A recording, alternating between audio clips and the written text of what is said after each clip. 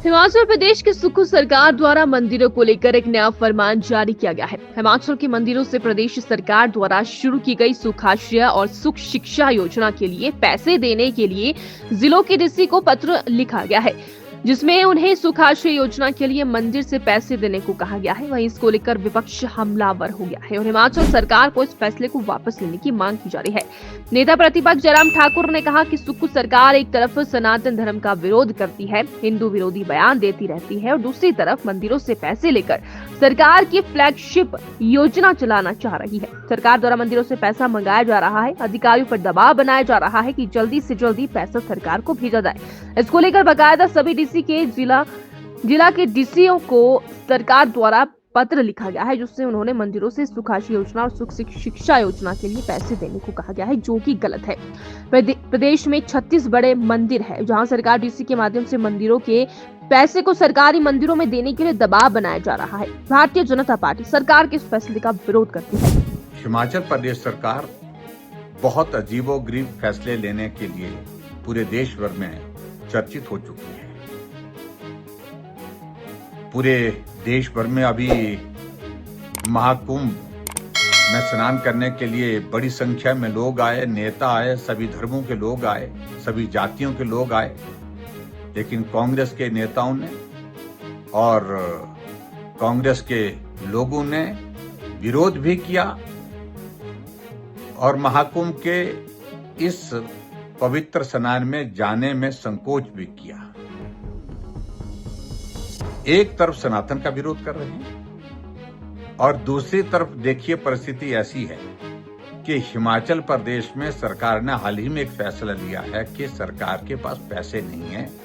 सरकार के एक विभाग के सेक्रेटरी डिप्टी कमिश्नर को चिट्ठी लिखते हैं कि मंदिरों और ट्रस्ट में जो पैसा है, जो सरकारी नियंत्रण में हिमाचल प्रदेश में लगभग 36 टोटल मंदिर हैं, उन मंदिरों और ट्रस्ट में जो पैसा है उस पैसे को सरकार के खजाने में जमा कर दें, ताकि हिमाचल प्रदेश की दो योजना, एक सुखाश्रय योजना और सुख शिक्षा योजना, ये दो योजनाओं को चलाने के लिए हम उस पैसे को खर्च कर सकें। मैं समझता हूँ ये बहुत दुखद है, दुर्भाग्यपूर्ण है। कभी भी किसी भी सरकार ने मंदिर और ट्रस्ट का पैसा लेकर के सरकार की योजनाओं के लिए खर्च नहीं किया है। जब भी पैसा अगर मंदिर ट्रस्ट से अगर लिया गया है तो कोई आपदा आ गई, जैसे कोविड का दौर था, जैसे बाढ़ बरसात के कारण बहुत बड़ा नुकसान हुआ, लोगों की जिंदगी चले गई, उस वक्त मदद करने के लिए मुख्यमंत्री राहत कोष में मदद अगर मंदिरों और ट्रस्ट से ली जाती वो समझ में आती है। सीएम रिलीफ फंड में गरीब लोगों के इलाज के लिए, गरीब लोगों की मदद करने के लिए पैसा लिया जाता है, वो समझ में आती है। लेकिन सरकार की बजटेड योजनाओं को चलाने के लिए मंदिर और ट्रस्ट से पैसा लेने के लिए आदेश ही नहीं करना, आदेश के अलावा बार बार फॉलोअप किया जा रहा है कि जल्दी पैसा भेजो, जितना भी पैसा है भेजो। ये मैं समझता हूं कि हैरान करने वाला फैसला है।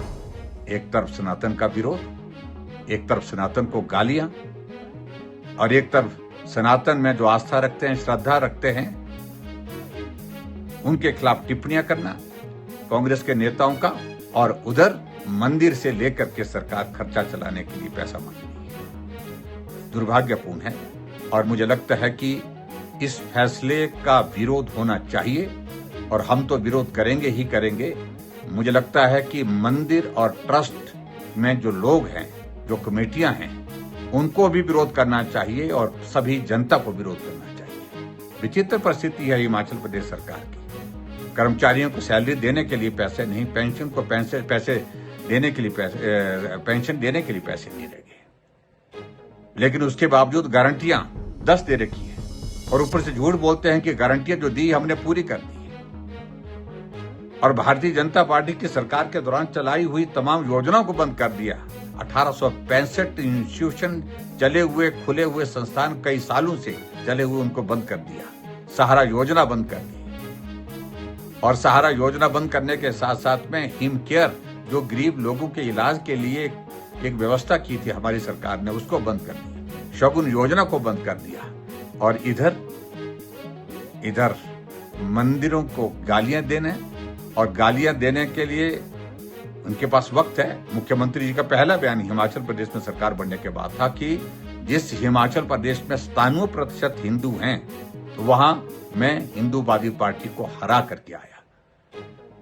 और सनातन को गाली देना, सनातन का विरोध करना, लेकिन हिंदू मंदिरों और ट्रस्टों से पैसा लेकर के अपनी योजनाओं को चलाने की बात कह रहे हैं, ये सचमुच में ऐसा एक विचित्र निर्णय सरकार का है, विचित्र फैसला है, जिस पर जगहंसाई भी हो रही है और जिसका विरोध भी हो रहा है। मैं ये कहूंगा, इस फैसले का हम डट करके विरोध करेंगे। विधानसभा का बजट सत्र अभी आने वाला है 10 तारीख से। हम डट करके विधानसभा के अंदर, विधानसभा के बाहर इस बात का विरोध करेंगे।